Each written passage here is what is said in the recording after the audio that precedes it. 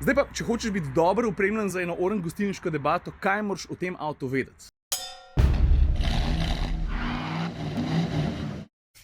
Preden se tale vlog Škoda Superb začne, samo toliko, da veš, da moram priznati, da sem zgubil prvi oziroma prve 2-3 kadre tega videa. Toliko, da veš, kaj manjka, par kadrov, kako atmosferci snemamo enega od naših videov. In to je to, da boš vedel, zakaj se vse skupaj začne na mal hecen način. Tako, na sredin. Sem že kar v kabini in nekaj razlagam. Nač, uživi v vlogu. Ajde.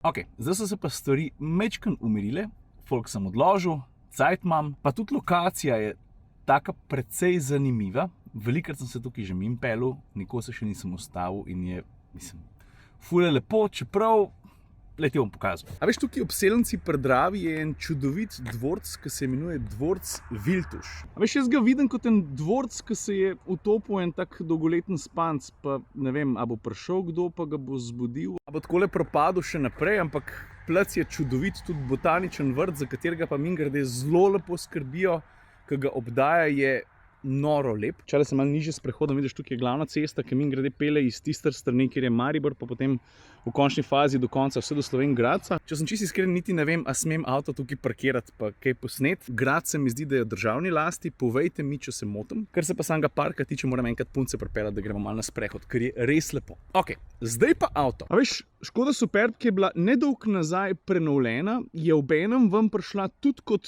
priključno hibridna izvedenka z imenom Škoda Superb IV. In na to oznako IV, ki pride do povezav s Škodami, se bo treba kar lepo navaditi, ker mislim, priključno hibridnih Škod bo, če gre verjeti napovednim trendom in tako naprej, valjda vse več. Ko pride do pogonskega sklopa, na en način ga že poznamo, zato ker nekaj podobnega, ali pa praktično enaka zadeva poganja tudi Passata GTE. Zdaj pa, če hočeš biti dobro opremljen za eno oren gostilniško debato, kaj moraš o tem avtu vedeti? Za začetek lahko je limuzina, ko v resnici ni, ne? Lahko je pa karavan, pa skupna sistemska moč je 160 kW, kar je pravzaprav 220 konjev. Zdaj ti bom pa razložil, kako se vse skupaj razdeli, koliko ti ponudi bencinski motor, pravzaprav gre za 1,4 litrski turbo benzin z oznako TSI, ta ti ponudi 115 kW, preostalih 85 kW ti pa pol prenese elektrika za skupno sistemsko moč, ki sem že prej omenil, 160 kW, pa tudi zmogljivost baterije, ki v tem primeru 13 kWh je ključna, ker pomeni, da ti lahko avto na domači, običajni Šukov tičenci napolniš v dobrih 5 urah, če pa najdeš kje ta hitro, ja, pol pa bistveno hitrejši. Zdaj pa še par ključnih podatkov povezanih z dosegom, pa valjda tudi s porabo. Mislim, sej poraba oziroma ekonomičnost je pri avtih, kot je ta, torej še posebej pri ključnih hibridih, električnih vozilih ali pa navadnih hibridih še posebej pomembna. Moram priznati, da če sem ustajal znotraj zavetja svoje pa sosednjih občin, če hitrosti niso bile previsoke in če sem vozil tako, kot si mislim, da bo lastnik takšnega vozila želel voziti, potem je bila pri meni poraba med 2,7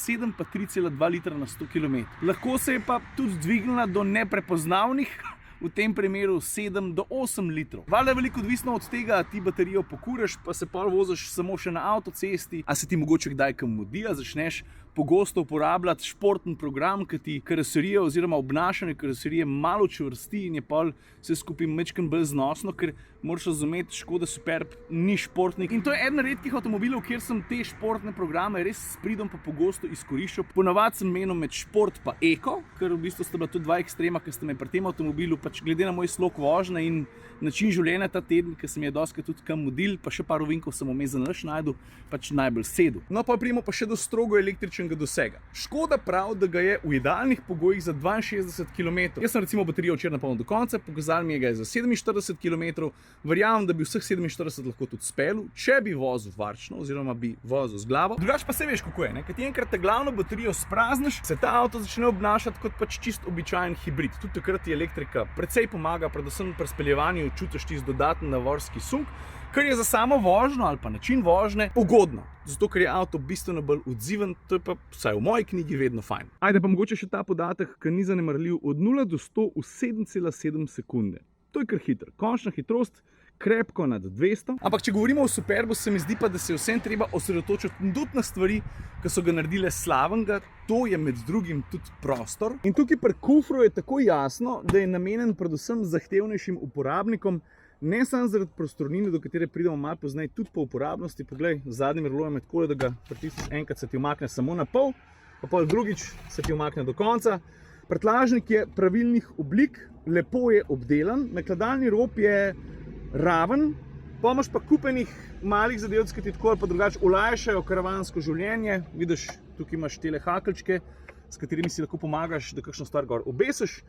Potem imaš še valjda te obvezne kavle na skrajnih koncih, na katere lahko pretrdiš mrežo. Pa je tukaj še podiranje s pomočjo vzvodov. Dobro, to ni nič nenavadnega, pa tudi nič tazga, kar mogoče konkurenca ne bi imela. Kar se pa same prostornine tiče. Okay, tukaj pa je malo razlika v primerjavi z običajnim Superbom karavan, ker tam boš najdel za 660 litrov placa. Tukaj ga je za 510, to se pravi 150 litrov manj. Kar je še vedno, mislim, resnici na ljubo spoštljiva številka, ampak, a veš, baterije, ne? To je bilo pa vsem treba nekam spraviti. A veš, v praksi to izgleda tako, da tisti dvojno dno, ki je sicer zelo globok, je tokrat omejen na tale prostor na začetku kufra. Tukaj najdeš noter komplet za prvo pomoč, pa vola tudi kabel, s katerim avto filaš. In ta prostorski kompromis, ki pride do kufra, bo treba sprejeti. Meni se ne zdi preveč grozen, ker veš, pameten je, da se zaneseš na svoj uč, zato ker ta ti dostkrat pove veliko več kot litri, ki so napisani v tehničnih podatkih. In ker pač jaz pogledam ta kufer, se mi zdi precej velik pa uporaben. No, toliko o tem. Ok, zdaj pa še kabina. Tukaj v drugi vrsti recimo ne boš rabil skleniti nobenega kompromisa, placa je juhuhu in s tem mislim, da ga je ogromen v vse smeri, tako kot ponovadi rečem, da ni problem za ramena, kolena, mislim, le to. Pa imaš tudi kakšno tako stvar, ki ti malo pomaga, če preveč sonce šajna, si videl, ko je telefon lepo zračunal, da je treba svetlobo porihtati. Rad bi ti pokazal še en detalj, ki sem ga tudi že enkrat pokazal, ampak me vsaki znova mečkam prevzame, ki je pač fletna stvar. Torej ti kot potnik druge vrste imaš ene vrste privilegij, da lahko prilagajaš oddaljenost sopotniškega sedeža od zadnje klopi. Poglej, in to delaš na takšen način. Pravzaprav so en set stikal, ki jih najdeš tudi spredaj desno, tam spodaj, preselili še na to stran. Vse simple fora, ne? Ampak obenem se mi pa zdi, da je zelo učinkovita. Predvsem pa tiste v drugi vrsti na en način postavil v nadrejen položaj. Dobro, drugače pa hotel sem najprej odstraniti plastenko tamle pa tamle, ker ne, mogoče zgleda malo tako, šalabajzersko. Ampak po drugi strani pa ne ostanejo tam, ne?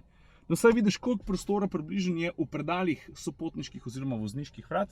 Tale plastenka je ona tabelka. Kole pa zgleda armaturna plošča. Sprav v stilu Superba, oziroma vseh sodobnih Škod, zelo preprosta, ravno prav zdigitalizirana, mogoče celo malo v stilu Audija, ne, kjer se še vsem zelo dobro razumejo s klasičnimi stikali. Čeprav, to je pa treba poudariti, ko priješ v Octavio, ne, je pa situacija že dosti drugačna. Tista se pa že zgleduje po nekem novem setu pravil, malo tudi po golfu in je klasičnih stikal že bistveno manj.